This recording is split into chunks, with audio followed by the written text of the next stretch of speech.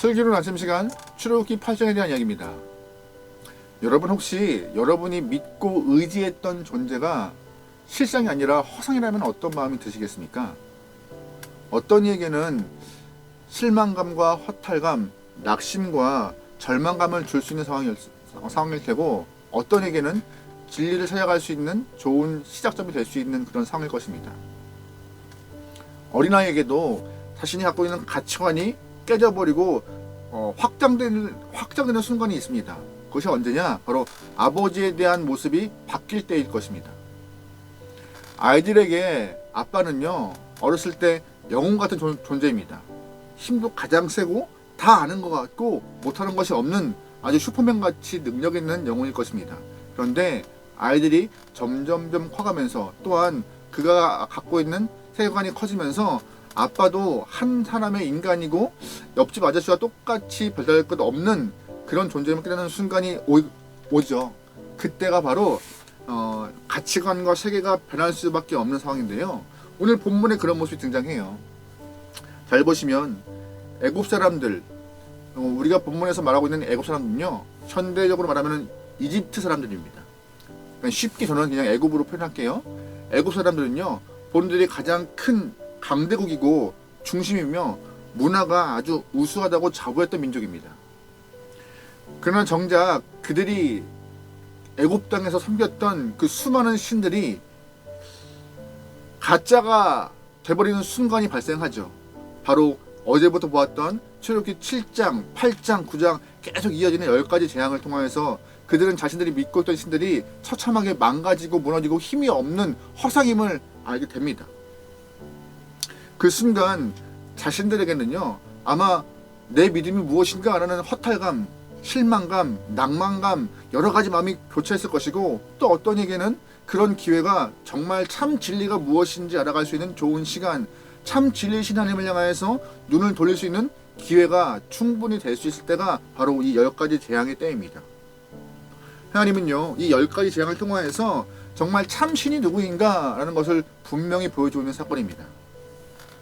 우리 입장에서 출애굽기 등장하는 이 10가지 사건은요, 그냥 하나님께서 이스라엘 사람들을 애굽에서 탈출시키기 위한 10가지 재앙이겠지 라고 생각하지만, 출애굽 사람들에게 입장에서 본다면요, 이 10가지 재앙들은 자신들이 믿고 있던 신들이, 우상들이 철저하게 꺾임당하고 무너지고 힘이 없는 허상임을 여실히 보여줄 수 있는 사건입니다.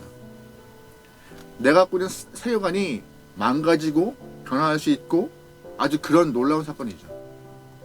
어제 출애굽기 7장을 통해서 우리는 나일강이 피로 물들었던 그 첫 번째 사건을 보았습니다. 나일강은 애굽 사람들에게 생명의 저주가 같은 중요한 존재입니다.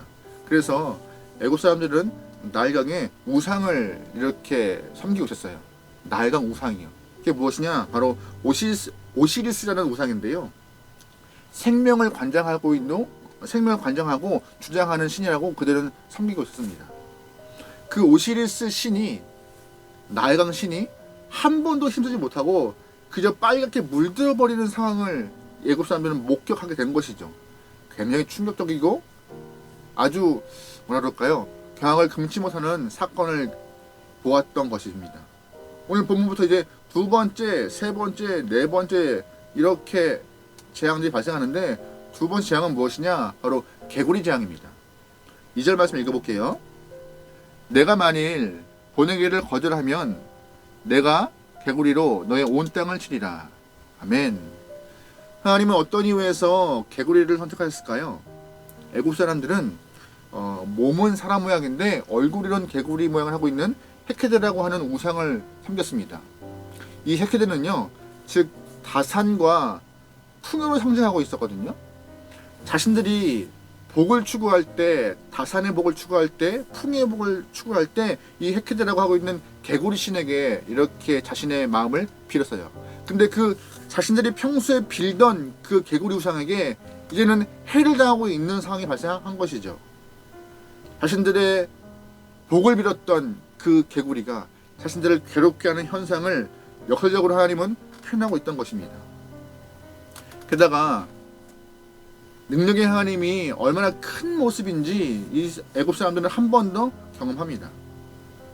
세 번째 재앙은 무엇이냐? 바로 이 재앙이에요. 이. 우리 16절 말씀 읽어보겠습니다. 여호와께서 모세에게 이르시되 아론에게 명령하기를 네 지팡이를 들어 땅의 티끌을 치라 하라. 그것이 애굽 온 땅에서 이가 되리라. 아멘. 애굽 사람들은요, 땅을 주관하고 있는 게부라고 하는 우상을 섬겼습니다. 게부요. 게부라는 우상은요, 몸이 흙이었고 또한 티끌로 되어 있던 그런 우상인데요. 농사를 주관하고 있는, 그래서 곡식을 잘 자라게 할 수 있는 그런 우상이라고 합니다. 그런데 이 게부라는 신의 몸에는 아까 말했던 것처럼 흙과 몸으로 되어 있는데 이 흙과 티끌로 몸이 되어 있는데 티끌이 뭘로 변해요? 이가 되어서 자신들을 괴롭히고 있는 상황이 또 발생하고 있는 것이에요. 곡식과 농사를 주관하던 신이, 우리의 생명을 주관했던 그 신이, 농사를 주관했던 그 신이, 우리의 음식을 주관했던 그 신이, 애지중지 보셨던 그 신이 이제 자신들의 삶을 괴롭히고 생명을 위협받는 상황이 발생했던 것이죠. 네 번째 재앙은 뭐예요? 파리입니다. 21절 말씀 보겠습니다. 네가 만일 내 백성을 보내지 아니하면 내가 너와 내 신하와 내 백성과 내 집들의 파리떼를 보내리니 애굽 사람의 집집에 파리떼가 가득할 것이며 그들이 사는 땅에도 그러하리라. 아멘. 본문에서 본다면요, 파리가 나와요. 근데 이것은 파리라는 표현보다 풍뎅이과에 있는 쇳덩굴이라고 보시면 더 정확할 것입니다. 다시 말해서 애굽 사람들은 케프리라고 하는 우상을 섬겼는데 케프리가 무엇이냐? 몸은 사람인데 얼굴은 쇳덩굴의 모양을 하고 있는 그런 우상이었어요. 즉 태양을 관장하고 있는 신이라고 합니다. 태양이요. 아침에 해가 뜨고 이 해가 뜨면서 누구밭에 해가 뜨게 비출 것이며 언제 해가 질 것인지 이 해에 대한 모든 것을 관장하고 있는 것이 이 쇳덩굴의 신 케프리였다고 합니다. 그런데 이 케프리라는 이 우상이 하나님의 능력 앞에서 아무 힘도 발휘할 수 없는 사람들을 그런 목격하게 된 것이죠. 오히려 곡식을 갉아먹고 전염병을 옮기는 그런 이가 되어서 사람들을 괴롭게 하는 모습으로 애굽 사람들 앞에 등장했던 것입니다. 하나님은요, 애굽 사람들에게 자신들이 섬겼던 나일강의 신, 개구리 신, 땅을 주관하는 신, 태양을 주관하는 신 다 꺾으시면서 너희들이 섬기는 그 신들은 신이 아니라 박멸해야 될 대상이라고 강하게 알려주고 있는 상황인 것입니다. 애굽 사람들의 가치관을 꺾어내리고 변화시킬 수 있는 아주 중요한 계기가 되는 것이죠. 그리고 모세는요, 바로에게 이런 말을 해요. 27절 말씀 보겠습니다. 우리가 사흘 길쯤 광야로 들어가서 우리 하나님 여호와께 제사를 드리되 우리에게 명령하신 대로 하려 하나이다. 아멘. 출애굽의 명분은 예배였습니다. 이스라엘 사람들은 처음부터 애굽인들에게 예배를 드리러 가야 하기 때문에 우리를 보내달라고 간청했죠.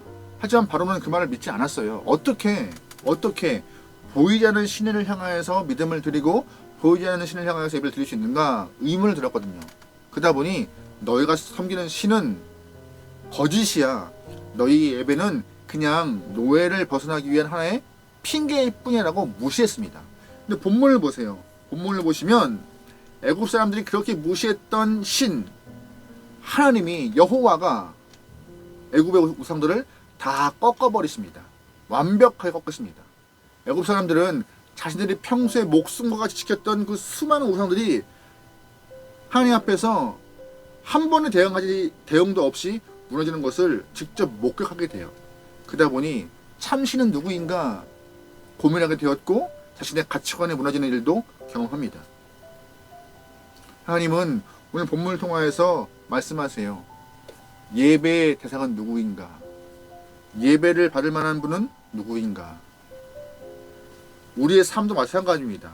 세상의 많은 영혼들은요, 물질의 신, 권력의 신, 성공의 신이 정말 중요하다고 거기에 목숨 걸고 그 헛된 것들에 굉장히 큰 정성을 쏟습니다. 하지만 애굽 사람들이 섬겼던 수많은 우상과 같이 그런 주변 것들에 대해서, 세상의 우상에 대해서 그들이 목을 메고 있을 때 우리는 참신이 누구인지 분명히 알고 있는 우리는 하나님께 예배하는 데 있어서 목숨 걸고 예배하는 것이 우리의 명분이고 우리의 이유이고 삶의 가치라는 것을 꼭 여러분이 아셔야 하는 것입니다. 우리는요, 예배하기 위해 이 땅에 있는 존재입니다. 우리는 하나님을 향하여서 믿음의 고백을 해야 하는 영혼들인 것입니다. 여러분, 그러기에 우리를 흔들어 놓는 세상 것들의 마음 뺏기지 않고 참신이신 하나님께만 내 마음을 드려서 주님께 온전한 예배로 승리하길 소망합니다. 우리의 명분은 뭐라고요? 예배예요. 우리의 이유는 뭐라고요? 하나님 찬송이라고요. 오늘 여러분은 주어진 하루 시간 동안에 우리의 마음을 다 드릴 수 있는 귀한 예배의 영혼 되기를 주의 이름으로 축원합니다. 아멘. 기도하시겠습니다. 하나님, 주님께 예배하기를 기뻐하는 영혼 되게 도와주십소서. 오늘 하루도 우리가 일상에서 여러 가지 일들을 경험하겠지만 틈틈이라도 주님을 찬양하고 기도하며 또한 주의 말씀을 보며 믿음을 지키고 예배할 수 있는 귀한 시간들 되게 도와주십소서. 오늘 하루 예배가 우리의 삶을 승리로 이끌 줄 믿습니다. 우리를 지키시고 보호하여 주시옵소서. 원동을 맡기오며 예수님의 이름으로 기도합니다. 아멘.